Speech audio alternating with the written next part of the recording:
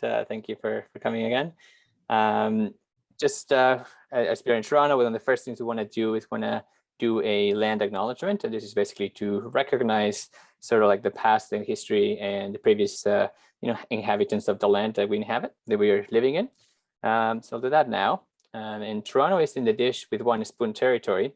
The Dish with One Spoon is a treaty between the Anishinaabe, Mississaugas, and Haudenosaunee that bound them to share the territory and protect the land. Subsequent Indigenous nations and peoples, Europeans, and all newcomers have been invited into this treaty in the spirit of peace, friendship, and respect. And basically the main idea of this is, of course, to recognize that we are sharing the land with everybody, that we all here together, and that we should share the experiences and everything together. And also it's important for you guys, especially if you're joining us from different parts of the world. It'd be great if you sort of do a little bit of research about your area, see what kind of who was there before you, basically, and understand, again, just for good measure. It's always good to know that background, right? Thank you, Elaine. You can go to the next slide if you like. I will let Henry do that. Henry, obviously, we're part of the School of Fashion, and in the School of Fashion, obviously, there's a lot about body and stuff like that. So Henry is usually the program director. He's just running a little bit late, but he will do the body acknowledgement later on and explain you sort of the whole culture behind it. It's very important sort of inclusivity aspect of the school. It's one of the principles of the School of Fashion, which is sort of why he goes through it. Now, but before that, I just want to give you sort of a quick overview of sort of the program, how it works. Maybe we'll do a little bit of the admissions, and then we can go from there. So in terms of the structure, just to understand, why we have so many people in so many different areas here. We have the School of Fashion is sort of it will be sort of the main school that, where the program lives. And that the School of Fashion itself lives within the Creative School, and that's our faculty. I know sometimes it sounds a little confusing because it's a creative school and then you're part of the School of Fashion, but it's basically the bigger faculty. The nice thing about it is that we share a lot of the resources, a lot of the hubs, the equipment, the facilities, and that's the nice thing about being part of the School of Fashion, as well as the Creative School as a bigger faculty that will give us all this extra help and tools and support that you will have access to once you're in the program. And there's a variety of those different hubs, and we'll mention those in some of those in a little bit. But these are basically places for you to explore your research, to explore your creativity, to work. We have something called like the fashion zones, and fashions or zones or zone learning, as when it comes from Ryerson point of view, is basically a place where you can sort of go and develop your ideas. It's a completely sort of extracurricular in a sense, where you're working on your thesis, you're working on your research, you're working on your classes, but then you're also able to join these different zones that will allow you to either develop your own idea into a company or into a project or some sort of startup, or it may allow you to then share your skills that you may already have with some of the other people in that zone, again, to help develop an idea and grow your project. So we've had several students, we currently have several students working in there. And as a graduate student, it's a great opportunity for you to sort of, have more options and obviously network and have the opportunities later on for when you finish your program. So that's sort of like the Creative School side of things there. We also are part of the Yates School of Graduate Studies. So the Yates School of Graduate Studies is sort of like the bigger faculty for all of the graduate programs. So all of the master's programs or the PhD programs are part of that, which again, for you, all that means is that you have more options, more access, more services and support coming in now from the Yates School of Graduate Studies. The other thing that's important is they also manage a lot of the admissions and a lot of the policies that you have to follow when it comes to getting admitted or getting started into the program. So when you, for example, are looking to apply to the program, you will actually apply via the YSGS website, which is ryerson.ca/graduate. And that's basically where your application will begin, and you submit your documents to them. The graduate admissions will then contact you and send you all the paperwork and so on and so forth. So it's all part of their staff, their team that will help you rather get into the program when you submit your documents. Okay, so that's just to give you an idea of the overall structure. Does that sort of make sense? If you have any questions, by the way, at any time, just feel free to put them in the chat, or if you want to, you can, unmute yourself and ask. That's perfectly okay with me. Okay, anytime. Okay, so what's the next slide, Elaine? Thank you. It's just introducing ourselves. Oh, perfect. We completely skipped to that one. So yeah, I'm Daniel, the Manager Graduate Programs Administration, and Elaine is the Graduate Program Administrator for the fashion program. So at any point in time, you may have already spoken with us via email and stuff like that. You get a lot of information from us. We are sort of your first points of contact, sorry, in terms of asking questions, going through the admissions process, and all those kinds of things. So in terms of the program, I'm just going to go a little bit of quick overview of it, and then we can just go right into your questions. But the program, it's a 2-year, 5-semester program. Okay, so it's not 2 years, 6 semesters. It's actually only 5 semesters. So think of it as kind of a year and a half in a sense. We only do admissions in the fall term. So all whenever you apply, you're always going to start in the following fall. So right now you'll be applying, and then admissions will be fall 2022. Okay, which means that then you would go and you would complete the degree in winter 2024. Yeah, 24. So 1.5 years later, basically. Okay, in terms of the way actually, that's a great slide. In terms of the way the curriculum is set up and how the program is set up, is you do have, especially the first year, you have required courses. So these required courses are designed to help you develop your ideas, understand what's the proper way of developing your MRP or your major research paper project, right? So there, you'll see, if you see their fall, winter are sort of like the first 2 terms, and they have the graduate seminar, for example, it's throughout the whole first year. So you'll be taking, that's one class where you have sometimes multiple instructors come in, and they will each explain you sort of different areas or different parts of the process for you to create your major research paper, your MRP, as well as understanding different parts or showing you rather different aspects of fashion from a different lens. So the idea of the program is many of you come from a variety of backgrounds. Not everybody necessarily comes straight from a fashion undergrad degree, for example, or from a designer's point of view. Some of you may come for a variety of different areas, and from science, from biology, from sustainability, social politics, and you name it. We've had people coming from a variety of places. And so the program is a nice little sort of melting pot of ideas that then you get to explore. Obviously, when you apply, and you will talk about the admission requirements in a second, but when you apply, we usually ask you to have some sort of an idea for research or for a project that you may want to work on while you're in the program. And I'll talk more about that. But the idea of that is for us, or for the review committee, to be able to take a look at what your interests are, to make sure that, one, we can support it. So we have the faculty members, we have the facilities, we have the knowledge to be able to help you and develop that idea.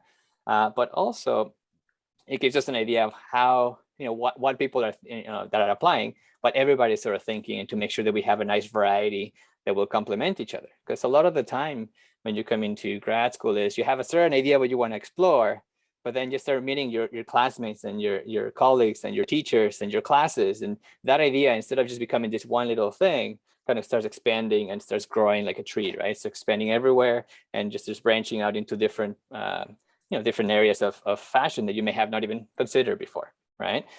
So that's sort of the idea of having these sort of graduate seminar classes, as well as some of the theory and research methods courses. Now, in the spring, summer term, there's usually an internship.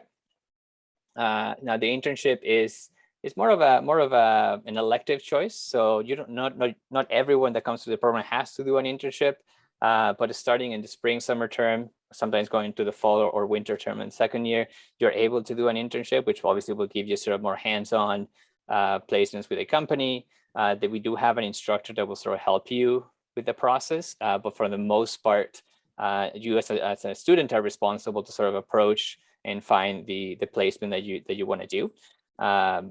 Different company, it could be different fashion companies around the city. I mean, that's the nice thing about being downtown Toronto. There's a lot of options in that sense.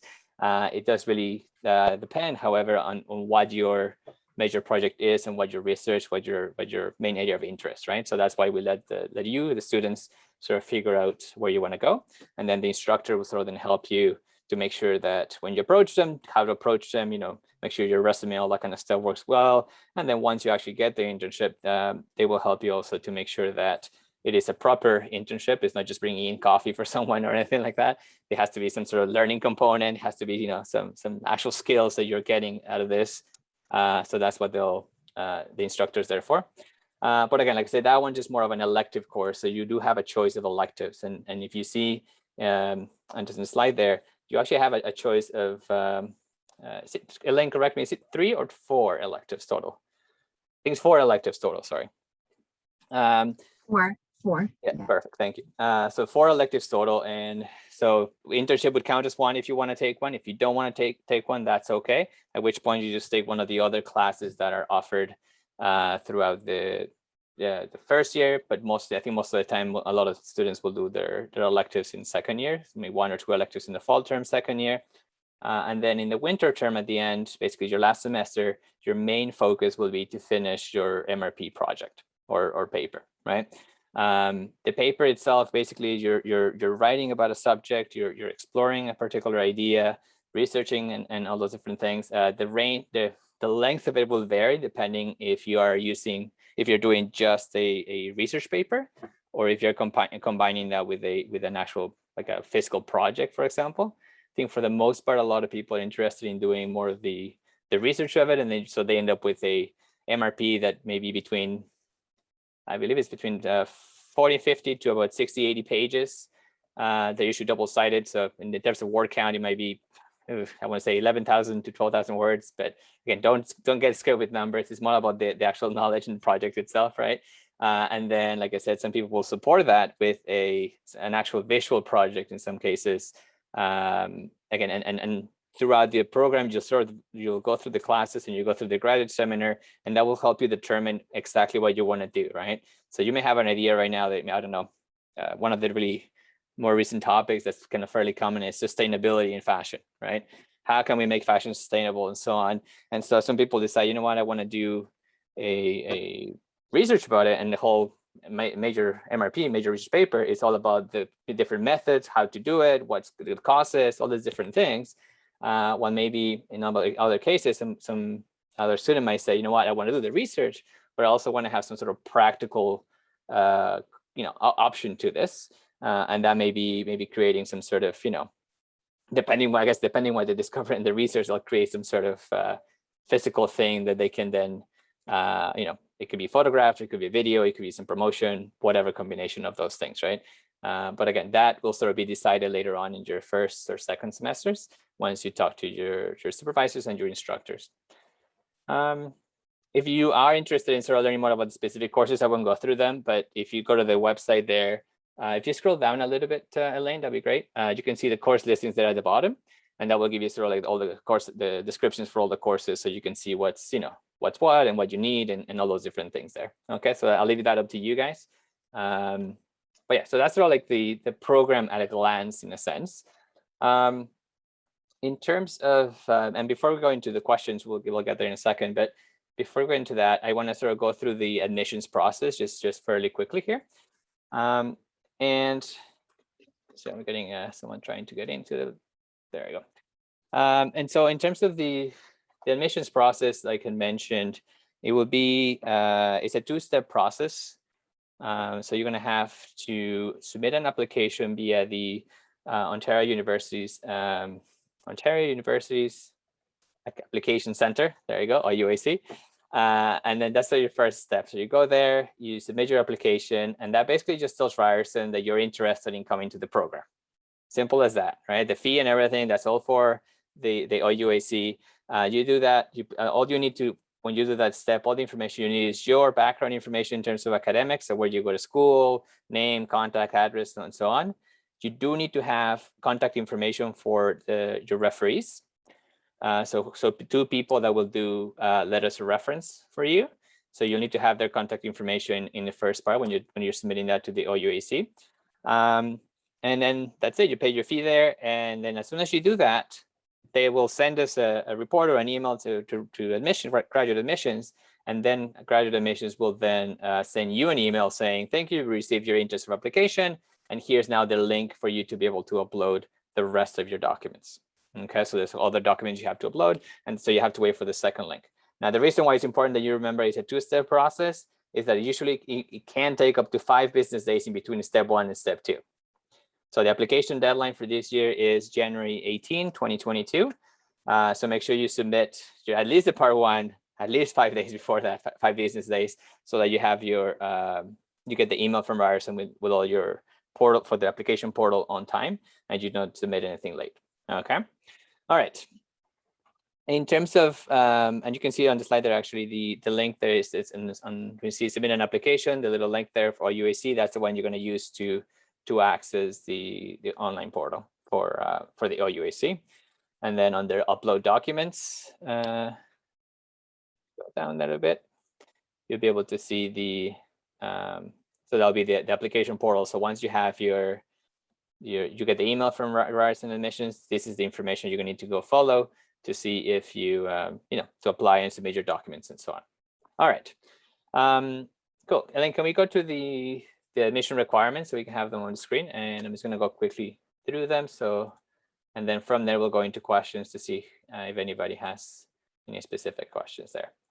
All right, so in terms of the admission requirements for the program, first is the academic requirements, of course, the GPA. I think this is pretty standard. Most of the programs at Ryerson is a minimum of a B requirement on the last 2 years of study.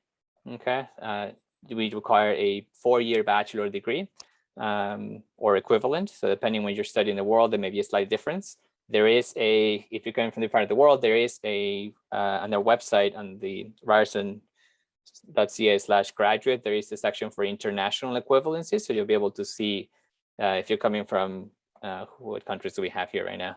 From Philippines, for example, it'll tell you what the equivalent of a 4-year bachelor degree is there, and so on and so forth, right? So you can always visit that.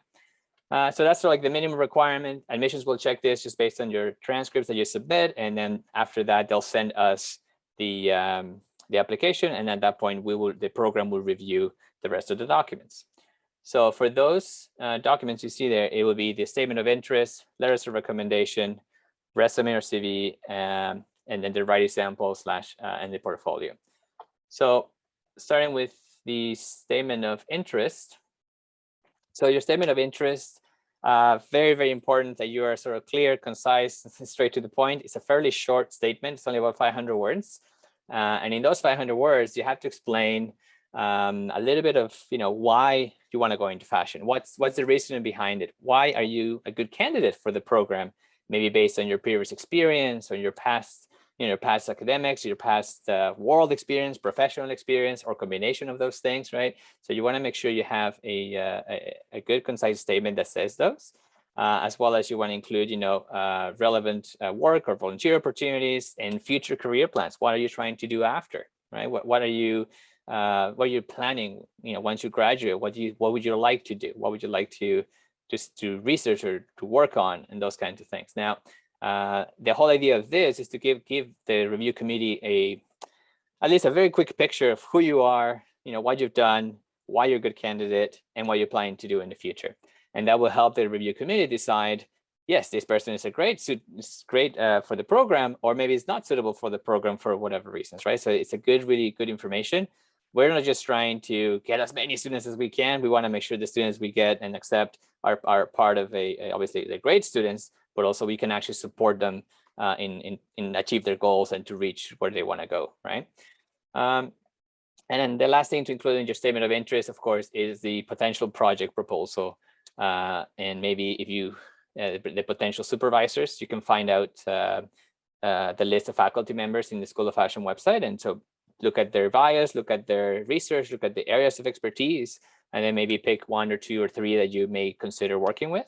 Again, that also helps us decide, make sure that we have the tools and in this case, the staff to be able to support you and the faculty members to help you develop your ideas, right?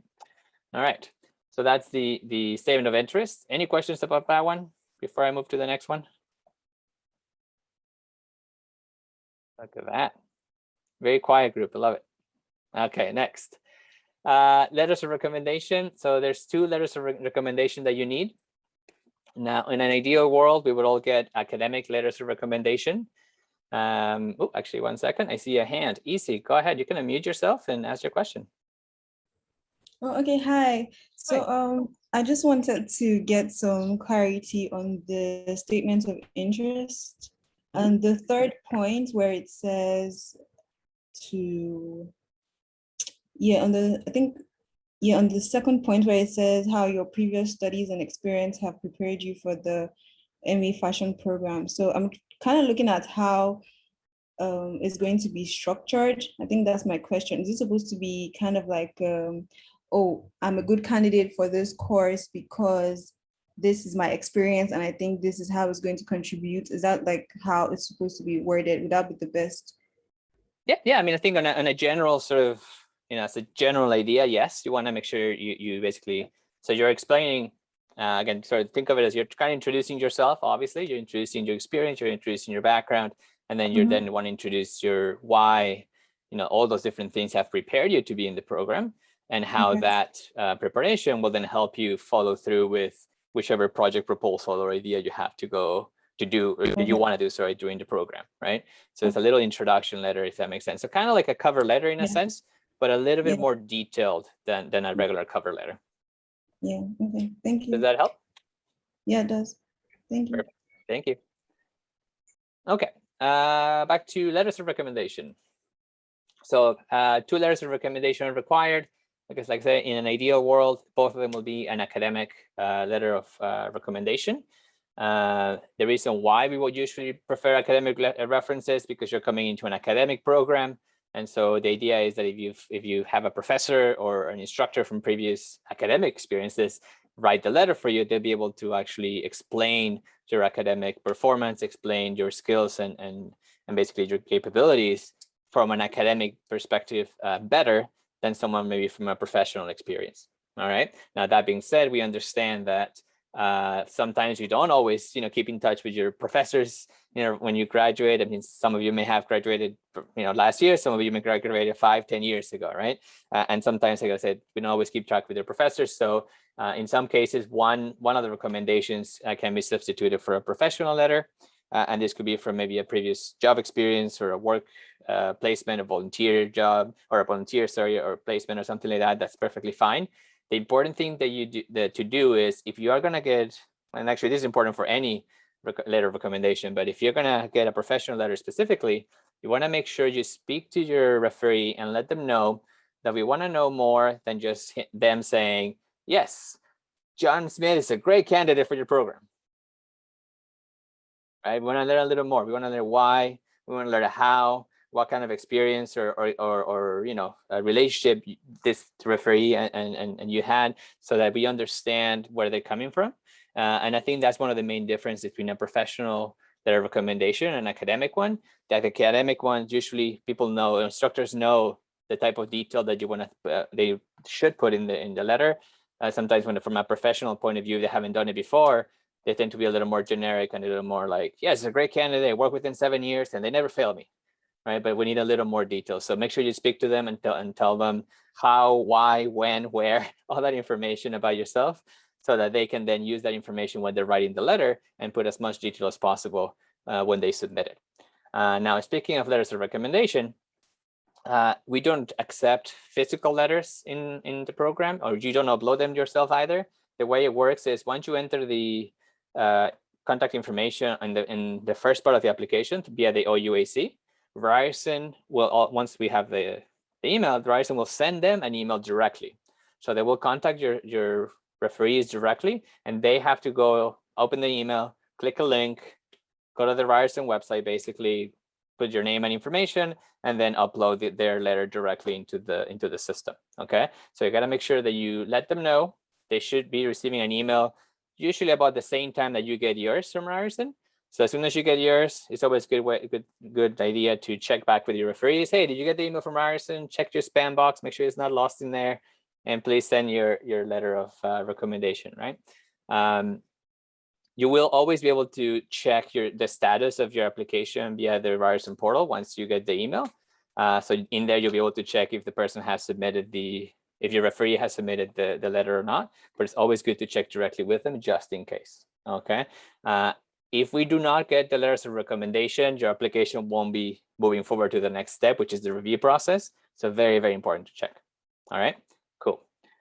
All right, so that's letters of recommendation. Next, resume and CV. Again, don't have to really explain too much about this. Resume and CV is, again, it's your presentation card, your calling card, who you are, what you've done. Obviously, try to think of your application as from a holistic approach. Basically, every component that you have in there has to support each other, right? So if you said something that you were really good at in your statement of interest, make sure that you have something in your resume that shows that, right? And don't be shy. I mean, this is more of a CV than a resume, to be precise, because your resume tends to be like 1 page, short and just to the point. In a CV, you can actually add more things, and feel free to have 2 pages, 3 pages if you want to. Like if you're really active with, something related to your research in sustainability, then you can just put all the different things you've done in there. Maybe you published an article, you read this, you participate in this conference, etc., etc. Anything you can put in there that you think will support the idea that you put in your statement of interest, put in your CV or resume. It doesn't matter if it's more than 1 page. Totally okay with that. Okay. And I say that because, again, professional resumes are a little bit different, and they tend to be more concise, small. In an academic setting, you can put as much information that you think is relevant, and that's perfectly fine. All right, so that's the resume CV. The next thing would be the writing sample. Thank you very much. So writing sample, again, we're just trying to see your ability to write, basically, right? Again, it's an academic program, so we want to make sure you have some of the background, the skills, the English, the language, the grammatic, all of the grammatical errors, spelling mistakes, never a good thing. So make sure you always check for those things. It could be, ideally, it would be some sort of academic research or academic essay you've done. So it could be maybe from an assignment from before, or maybe something you wrote for an academic purpose or paper or something like that. It's really up to you. Minimum length, they say between 7 and 10 pages, just to make sure we have enough material to go through and be able to get your skills and your ability to write. Again, doesn't, in terms of topics, it's like it says there, it doesn't have to be fashion related, but again, it gives us if you have something that again supports that idea that you want to explore in your statement of interest, pick an essay that's related, because then we know it's it's similar. You are exploring this area. You have written about it a little bit before, so it gives a little more support. If you don't have something that is in the exact same area, it's still probably okay, as long as it's like a good essay and a good writing sample for your skills. All right. Okay. And then the last thing is the portfolio. So a portfolio is actually optional. You do not have to submit a portfolio if you don't have one, or if you don't think it's a good idea. Is not going to support your statement of interest and your application, basically, right? So that's up to you. However, if you do want to submit a portfolio, you're welcome to. Again, just keep in mind, whatever you submit, it has to support and show your skills and show your ability for the program, and all has to sort of basically come together as one big application, right? Now, a couple of things about the system when you're uploading all this stuff. So all the documents that you have to upload have to be in a PDF format. So each item, statement of interest, the recommendation, the resume, the writing sample, all of those have to be as a PDF. Okay. So if as you upload, you'll be able to basically select statement of interest, you upload the PDF, you can write sample, upload PDF. Now, once you get to the portfolio, it's very important that you remember, if you are not going to submit a portfolio, you still have to submit something to the system. So all you need to do is submit a PDF, basically saying that you've chosen not to submit a portfolio. I know it seems like a little extra step, but it's just to make sure that the system clicks in that your application has been submitted, and then we can actually review it without the portfolio. Because otherwise, what happens if you do not submit a PDF in there, it's going to sit in the system until one of us checks and says, oh, this person did not submit a portfolio. I guess they must be ready to be reviewed, but we don't know that until you tell us. Okay, so make sure you submit something in there saying, I decided to submit a portfolio or something like that, just so that we know. All right. If you do decide to submit a portfolio, that's great. Then just put it all together in a PDF file. I want 5 to 7 pieces. The best of your creative work.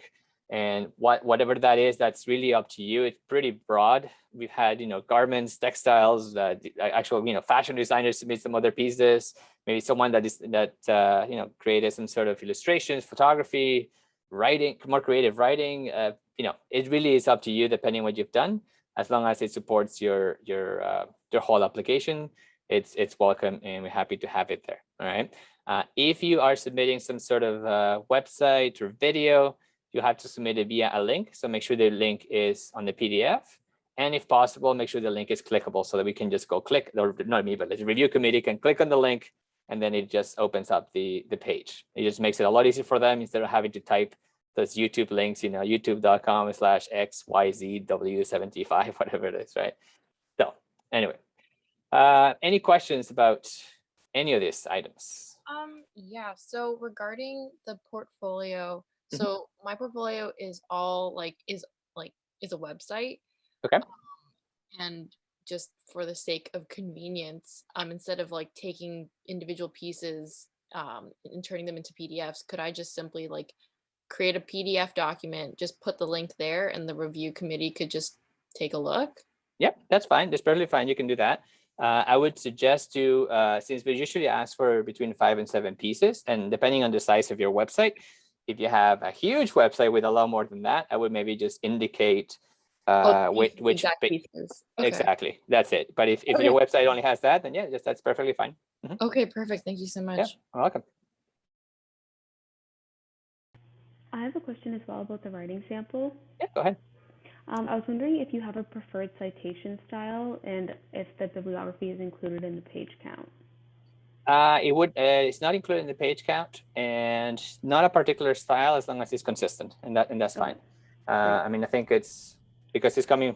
Obviously we have different people come from different parts of the world, and this might be in sort of previous assignment from previous school, stuff like that. As long as it's clear and it's properly cited, then we're good. That's fine.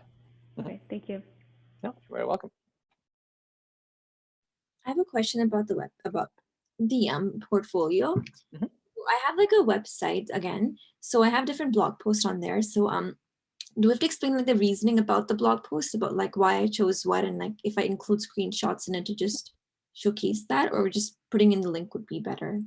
I think maybe we go to the same again, depending how big your blog is, right? So if you're submitting that as your portfolio, I would want to make sure that basically you want to find a way that when the review committee looks at your blog or your website, clicks the link, right? It opens it up, and then they know exactly what they're looking for, right? Because depending on the blog style, it may have 17 posts on the first page, and which one do we look at? Which one does the applicant want us to look at, right? So depending how you want to do it, and depending how big your blog is, you could do multiple links in the PDF, right? Say, this is my 7 pieces that I want you to take a look at. This one is about X, Y, and Z. You can put a little intro or little 2 sentences, 2-3 sentences, so they know.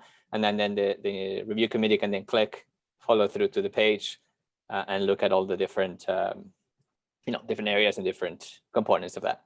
Good idea. Thank you. Yeah, you're welcome. I'm sorry. Hi, Yeah, I have go ahead. How are you? another question. Hi. So my question is about the writing sample. Okay. I don't know if you might find it awkward, this question, but is if maybe we can receive some comments about it, even if you, if I apply and I send my research, and you find something that you might want to know further, or you want me to go further in that topic, or even if I don't, if you don't find it that are we going to maybe receive some comments about it, maybe for a future application or for the present application? Yeah, I get your question. For the most part, I will say no. And the reason for that is, a couple of things. One, privacy, right? Because we can't, it's like any contest, right? So you submit your stuff, you submit your elements, and the review committees are open, reviews that on their own sort of time and their own place. They have their scores and so on, and then they pass that basically to admissions, just basically say the results. Second reason why we can is the amount of applications. If we actually did let's say even a 15-minute session just to give you sort of a background, or how can you improve your application, stuff like that. Unfortunately, we wouldn't have enough time to then continue reviewing the other applications or teach the classes, right? Because the review committee is usually faculty members.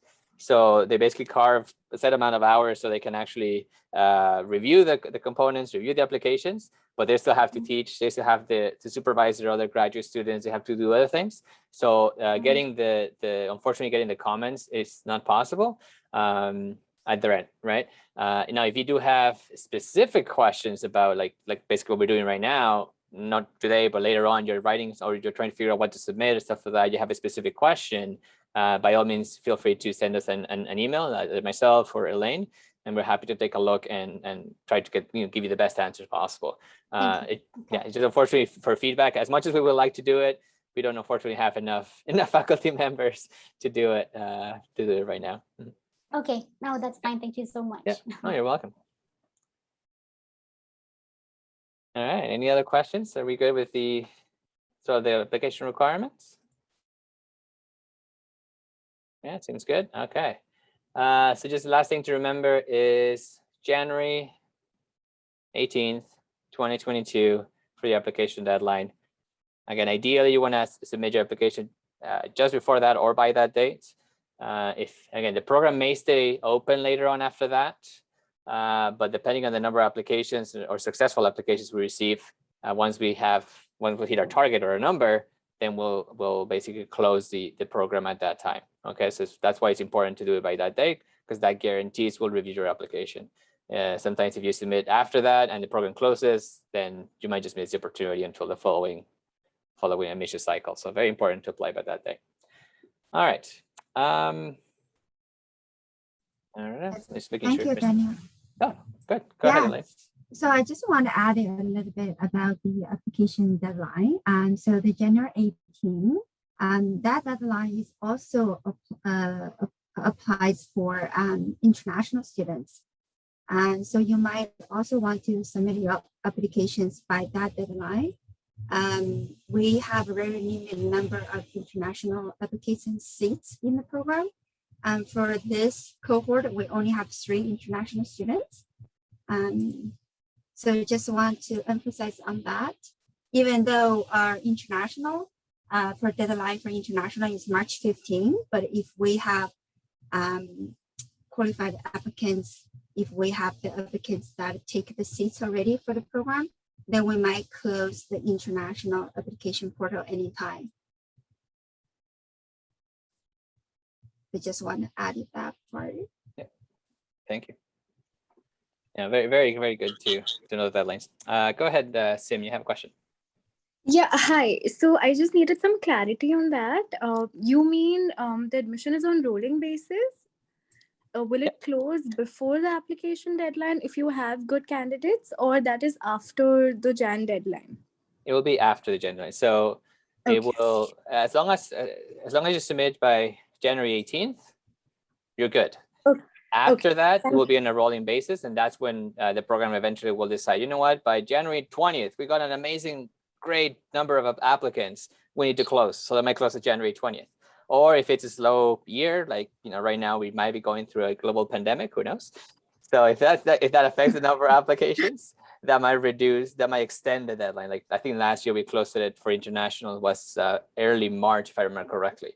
So that's the kind of chance you take if you don't apply by the deadline. That's why ideally I would recommend apply by the deadline. Then you don't have to worry about it. It's all in, it's all good to go. Okay. One more question. Yeah. Are there any scholarships that international students can apply for? Because I couldn't find anything on the website. Yes, but they're a little more limited. So the thing for international, all the scholarships will be under the, again, ryerson.ca/graduate website. There's the financing your studies section there. And basically what the faculty graduate studies has done is they basically compiled a list of all the scholarships we as a university have sort of access to, right? And that have come up that the university actually manages. So those are all there. Some of them are internal, external, sponsored, federal. They said there's a variety of different sections there. And so everybody, both international and domestic, should check those. The thing is, obviously, not everybody will qualify for every scholarship. And that's the part that right now we don't know, because we obviously you haven't submitted an application or anything. Yeah. So for that, you have to sort of take a look, go through the list and figure out Okay. this one works, this one doesn't work, and so on and so forth. So that's like the main sort of hub for those kind of scholarships. We do have other scholarships. Some of them are program specific. So for example, you don't have to apply for these. And this one's basically, as soon as you submit your application, the review committee will take a look at your admissions application. And then based on that, the program will offer you a certain amount, right? The amounts may vary between, I think it's $1,000. I think it's up to, I think the max we could do 12 for some of those program scholarships, again, depending on which one you get. And those ones will be fully automatic. You don't have to really do anything except submit a really good admissions application. Okay. Okay. Yeah. On top of that, there are other scholarships like the Ontario Graduate Scholarship, which is for domestic, but we also have a Ryerson Graduate Scholarship, which also applies to internationals students. And this is $15,000 for this one. If we receive your application by the deadline, by the January 18 deadline, it will give us enough time to then review your application, calculate your GPA eligibility. And if you're eligible, then we'll notify you about this scholarship and say, hey, your GPA meets the minimum requirements. If you're interested, you can apply to the either Ontario Graduate Scholarship or the Ryerson Graduate Scholarship, depending which one applies to you. And then you'll have to submit a couple pieces of paper with some information, and then we'll put you into the competition for that scholarship. And then that one, I think we've been pretty successful at our faculty. We had, how many did we have this year? Like 3 or 4 of those, I think. 4, maybe 5, I don't know, somewhere around there. Yes, yeah. Yeah, so and it's obviously it's really good to support your studies. It's really good financial, but it also really looks good in your CV and resume. So when you apply for future scholarships, it also shows you that's in there. And again, so that one will notify you if you qualify based on your GPA. Now you might, when you look at the website, you might actually see that in there, that scholarship, the Ryerson Graduate Scholarship. But that one you don't have to apply directly. We'll notify you when it's time to apply, usually around February or March of next year. Okay. Thank you. Oh, you're very welcome. One more thing about scholarships or money. This is just as a general sort of rule. Don't discount Google. Honestly, search online. Search. Okay. We have students that have received the most, things that you don't expect. We had a student in one of the other programs received a $10,000 scholarship from Nikon Canada for, I think it was like some sort of scholarships like contest. He was one of the documentary media MFA students, so it suits a little more for them.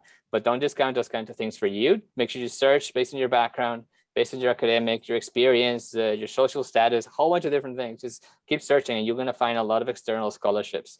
Unfortunately, we don't have a list of some of those because they're not tied to the university. So we, in a sense, we can't keep track of all of them all the time. So it's always good that you make sure you make the effort and search and search and search. You'll eventually find something to help you.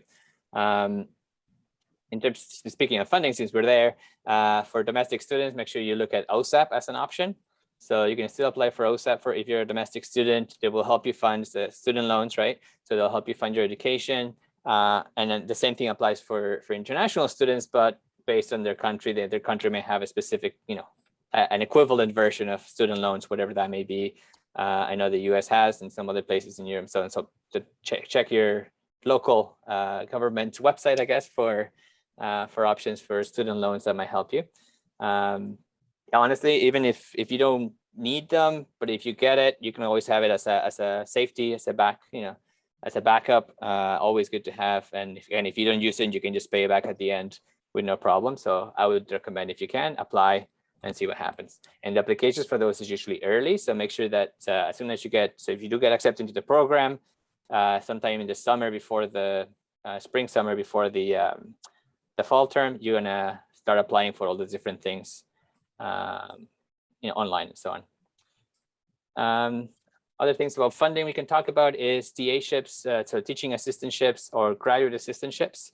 So they have, you will have options to do that. Basically, the program will have a few that that's for our classes. So it's part of the School of Fashion. You might be able to be a graduate assistant for one of the classes in undergrad. Depending on your background, you can also apply to external outside of the school positions. You can apply at a different, maybe you studied biology and you want to go do a teaching assistantship in the biology program, you can do that. Again, all of those are posted online, ryerson.ca/careers. And in there, you're basically able to go in there, search, and apply for the ones that you think you qualify for. And then the hopefully the instructor will hire you, and then you can basically teach and teaching assistant, and then get some extra funds for your tuition for your program. Okay. There's also, so that applies to teaching assistantships, graduate assistantships, research assistantships, a lot of ships. And also for, we have something else called Career Boost program, which is a similar idea, but it's a non-teaching position, so no teaching jobs, basically. That's the only difference. But again, it helps, there's funds, and it will help you with your studies and your funding your studies. Any other questions about funding? No? We good? Easy? No problems? Okay. So I see. No problem. Oh, I love it. No problems is good. I see we have Henry Navarro Delgado in here now. Henry is the graduate program director for the fashion program. So Henry, I'll let you talk to our fine folk over here. They're nice and excited to come to our program. Hi, everyone. Thank you so much for your interest. I got caught into some other, administration businesses, but I'm here to welcome you. Hopefully, you decide to apply for a program, and you get accepted. This is an exciting program. We have been around for over 10 years now.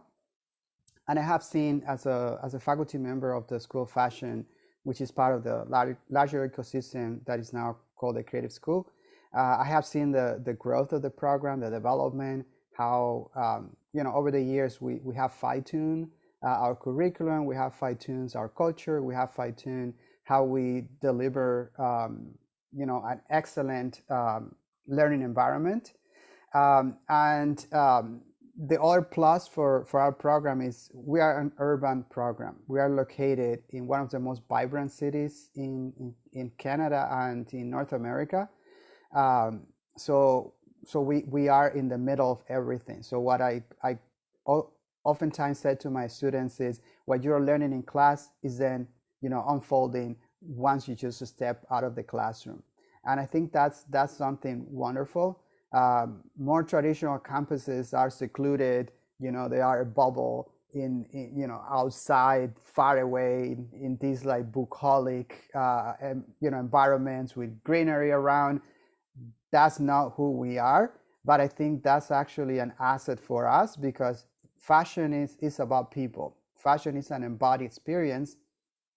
So topics that we're talking about in class, whether this is about the significance of fashion from a historical standpoint, whether it's marketing strategies, whether it's fashion enterprises, then we can see those happen in real time outside of our classroom. And again, I think that's something that is quite unique about our program.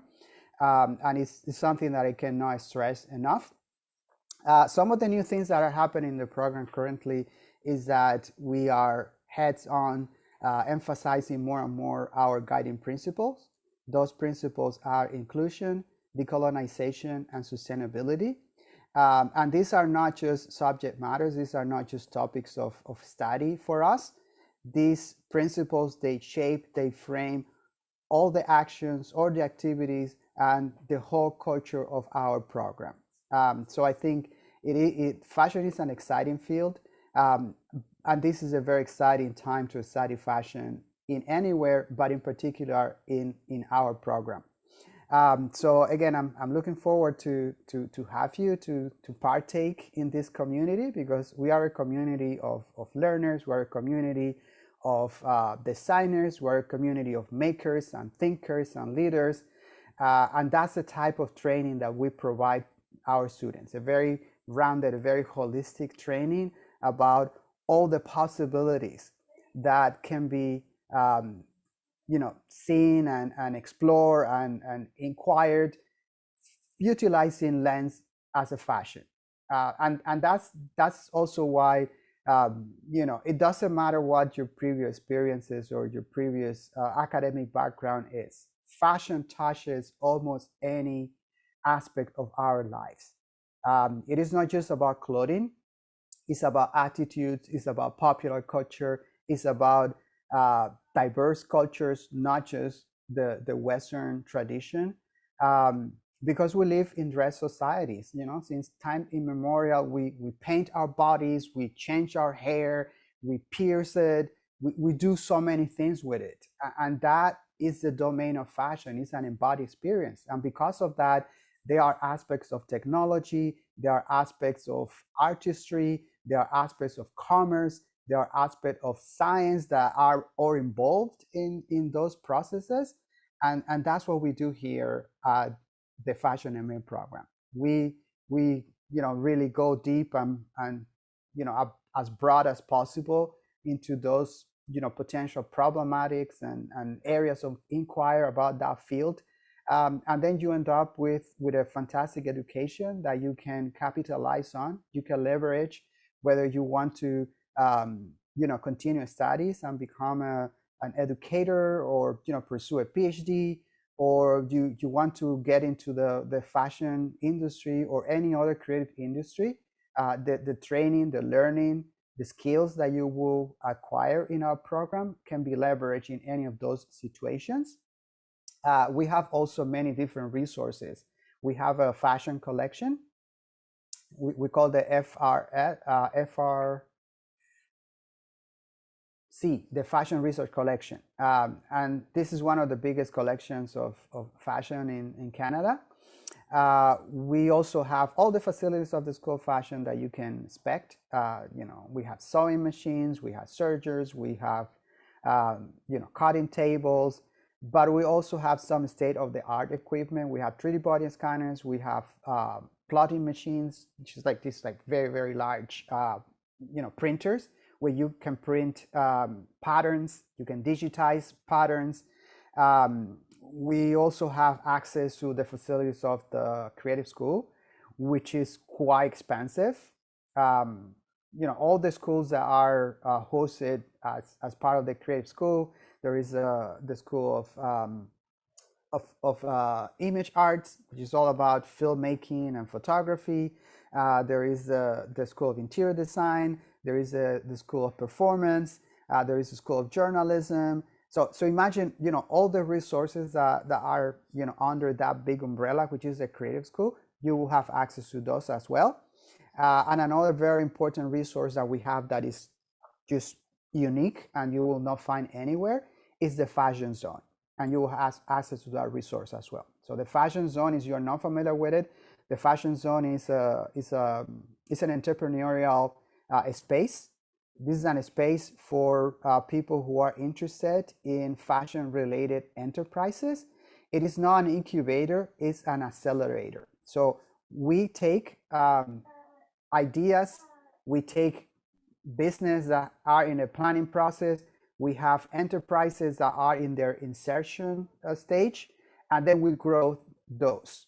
So whichever way you want to participate in the Fashion Zone is a great resource. You can participate by being hired by one of the companies that are there. You can participate by attending the panels, the workshops, all the different events that happen in there.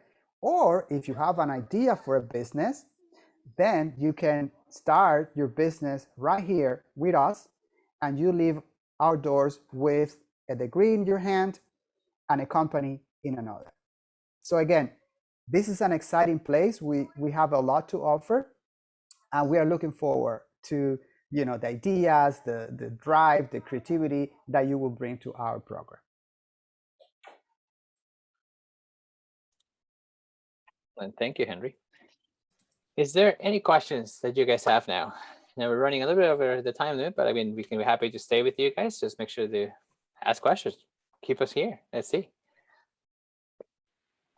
So my question is, how hands-on is the program? Because I know that it's not a Master of Design.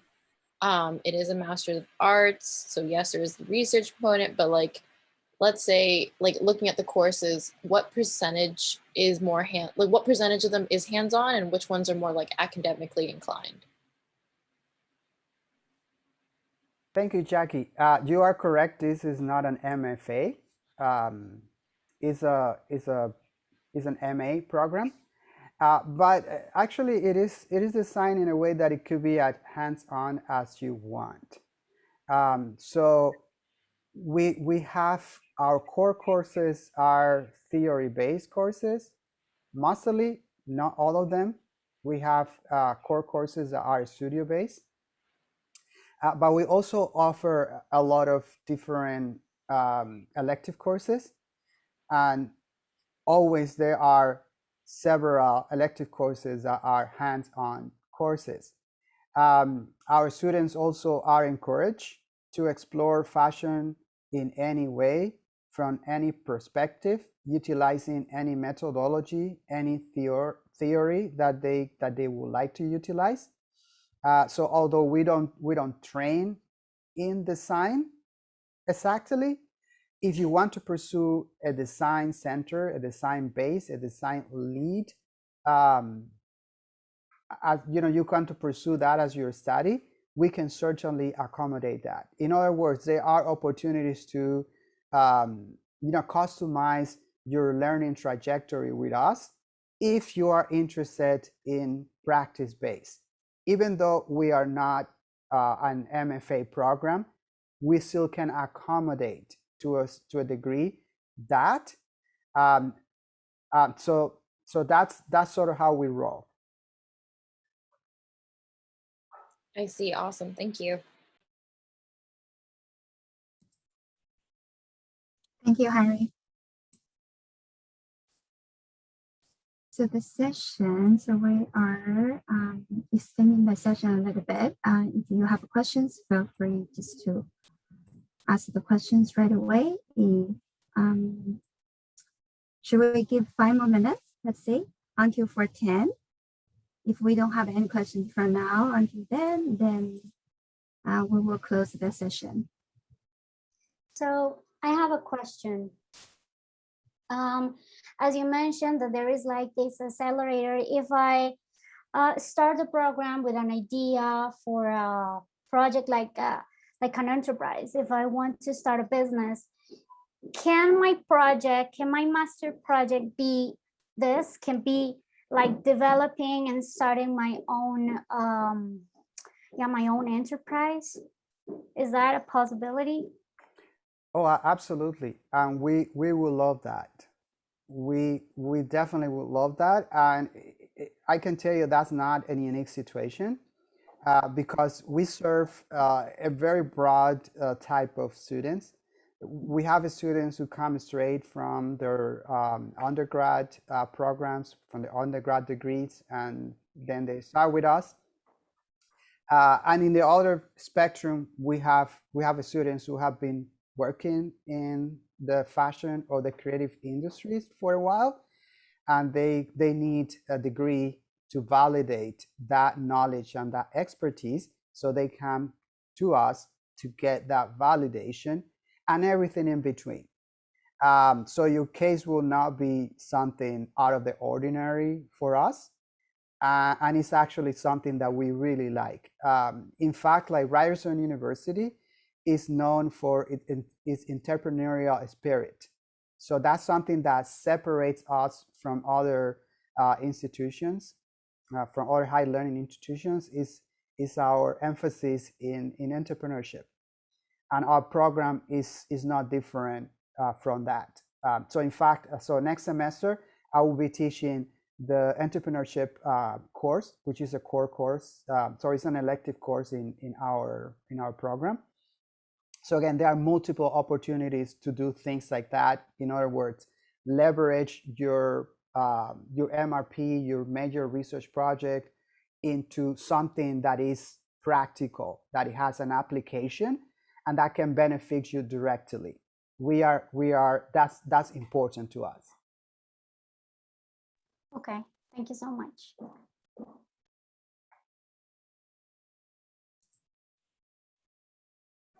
Thank you, Henry. Good questions.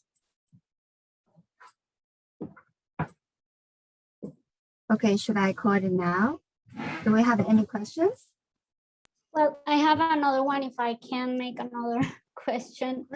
It's also related to my last question is if, for example, my idea is to create a project that can relate Canada and Colombia. I'm from Colombia. Like, can Ryerson offer me like help to, like, I mean, I would need like more international business related, yeah, like, do you understand my question? Like, because my idea is kind of, it's not very specific right now, but I would love to make something related to that, to, yeah, a business, like an international business. And I don't know if Ryerson has like that knowledge that can actually help me with that. Oh, we do. We have quite a comprehensive business school, and our program is very well connected to that school. As a student in our program, if you wish, if you desire, you can take business courses as electives. Yeah. That's not an issue for us. And we have had students doing international business projects before. I remember being a second reader for such a MRP in 2014, I believe.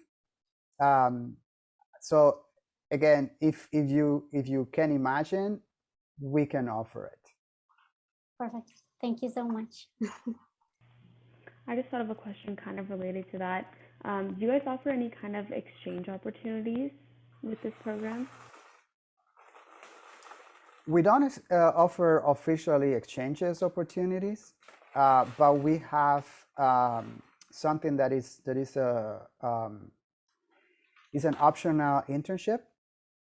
So you can utilize an exchange whether with another institution or with a company as internship hours, and that could be a way to manage that. And we will certainly be open to discuss it. If personally you have the contacts to do exchange with another institution, we can certainly look at that. In case by case ways. So we can accommodate that type of things. We don't have it set specifically, but we can accommodate. Great, thank you. Thank you, Henry. So should we call it now? No more questions, or more questions are coming? I think there is a question in the chat. In the chat? Hello there. Any information on placement post-completion? Placements post-completion? Yeah, so I assume this is about job placement after your degree. Is that correct? Kailash, can you please clarify your questions? You can type in the chat box. Say yes. Okay. She said yes. Well, we don't have a placement process per se, but our graduates, they find jobs in many different places. Again, that's why I emphasize the creative industries, because fashion is kind of a fussy industry at the moment. You have publishing that is fashion related, so it overlaps. You have image making that overlaps with fashion. You have marketing, you have merchandising. So for example, if you pursue a project in trend forecasting for the fashion industry, that can find you a placement as a trend forecaster or researcher, like a market researcher, for any other related industry. So again, like think about it in this way: the fashion industry in Canada is not as large as, said, the fashion industry in the UK, but the creative industries, it is. And many of our students, they are placed not just in the fashion industry, but more widely speaking in the creative industries. I see a hand. Isebwa, I know you. Hi. Hi. Yeah, so I want to ask a question around the practical aspect. So I know based on your electives, you could have a more practical year, a more hands-on year than if you went to go maybe theoretical. And so if I choose to go the creative path, will there be opportunities for me to maybe like have attendance at maybe shows and things like that, conferences, fashion shows, fashion conferences that I could, just because I'm on that design/creative path? Oh, of course.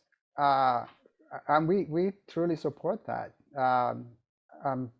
We have over the years students from a creative background who both have pursued their degrees with us, but they have either continued their creative practices that, they are bringing that creative practice with them.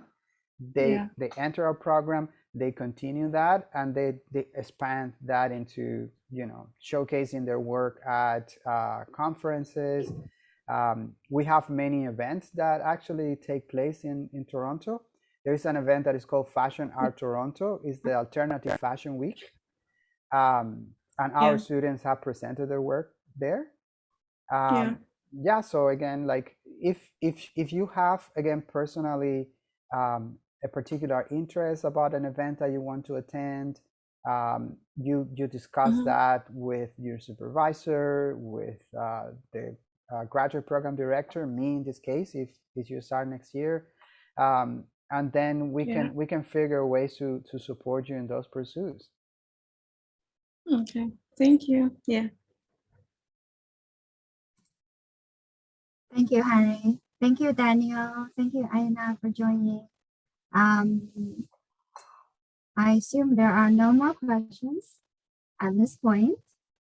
Thank you for everyone joining today. I really appreciate it, especially for our students overseas and time zone difference. Welcome again. If you have questions, follow-up questions throughout the application process, feel free to just email us at grad.fashion@ryerson.ca. So I'm going to type that email in the chat. Okay, so maybe I should conclude the information session. And now feel free to sign off. Thank you so much, Elaine and Daniel, for orchestrating all of this. And thank you, everybody, for attending. Again, if you have any questions, reach out to us. The Creative School.